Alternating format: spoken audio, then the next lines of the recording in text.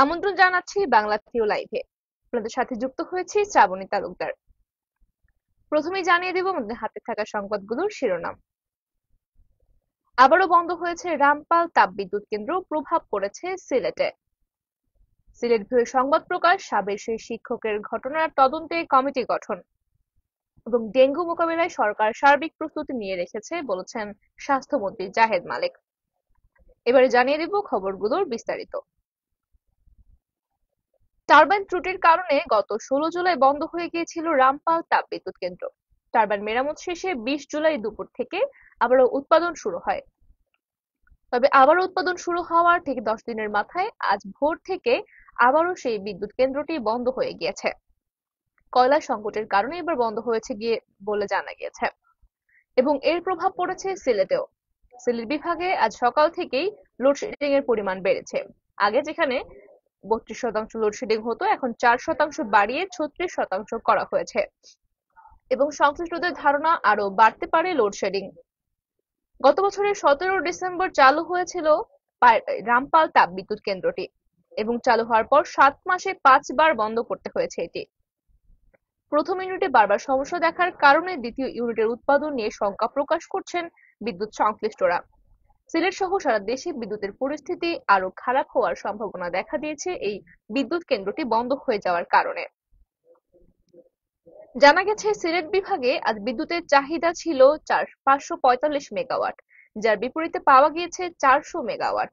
150 মেগাওয়াটের ঘাটতি এবং রামপাল বিদ্যুৎ কেন্দ্রটি বন্ধ হয়ে যাওয়া সবকিছু মিলিয়ে লোডশেডিং এর পরিমাণ আরো বাড়তে পারে বলে জানিয়েছেন সিলেটের বিদ্যুৎ উন্নয়ন বোর্ড অঞ্চলের বিতরণের প্রধান প্রকৌশলী মোহাম্মদ আব্দুল কাদির।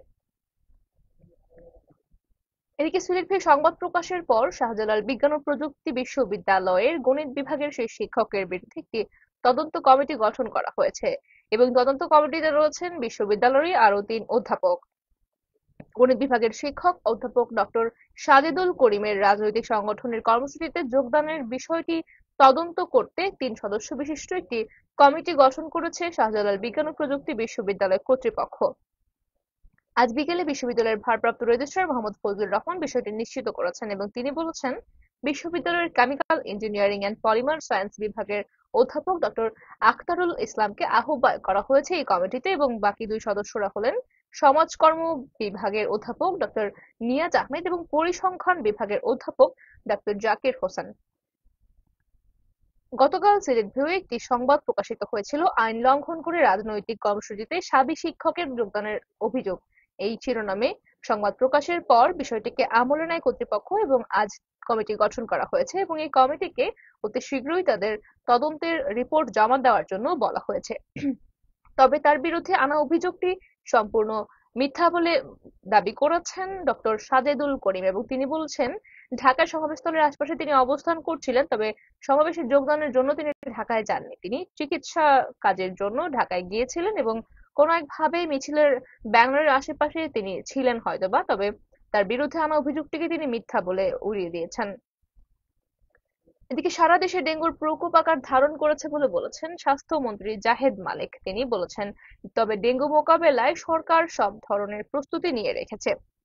আজ রোববার সকালে সুনামগঞ্জের দুয়ারাবাজার স্বাস্থ্য কমপ্লেক্সকে 31 শয্যা থেকে 50 শয্যায় উন্নীতকরণ এবং নতুন ভবনের উদ্বোধনী অনুষ্ঠানে যোগ দিয়েছিলেন স্বাস্থ্যমন্ত্রী জাহেদ মালিক এবং সেই অনুষ্ঠানেই তিনি এসব কথা বলেছেন। স্বাস্থ্যমন্ত্রী বলেছেন, ডেঙ্গুর প্রকোপ আকার ধারণ করেছে সারা দেশে। এখনো পর্যন্ত 200 জনেরও বেশি মানুষ ডেঙ্গু রোগে আক্রান্ত হয়ে মারা গেছেন এবং প্রায় 45,000 মানুষ সারা দেশে ডেঙ্গু রোগে আক্রান্ত হয়েছেন। তবে ডেঙ্গু মোকাবিলায় সরকার সব ধরনের প্রস্তুতি নিয়ে রেখেছে। হাসপাতালগুলোতে ডেঙ্গু চিকিৎসার জন্য সব ধরনের ওষুধ রাখা আছে এবং আলাদা রুমও রয়েছে। ডাক্তার নার্সদেরও ডেঙ্গু সম্পর্কে বিশেষ প্রশিক্ষণ দেওয়া হচ্ছে। তাছাড়া 50 টাকার বিনিময়ে ডেঙ্গু রোগ পরীক্ষা করা যাচ্ছে। দেশবাসীর কাছে তিনি অনুরোধ করেছেন সবাই যেন বাড়িঘর পরিষ্কার রাখেন এবং তিনি আহ্বান জানিয়েছেন যেন মশা জমে এমন এমন পানি জমে থাকা বা এরকম পাত্র বাড়ির আশেপাশে না রাখতে বলেছেন। মশা কমে গেলে ডেঙ্গু আক্রান্তের সংখ্যাও কমে যাবে।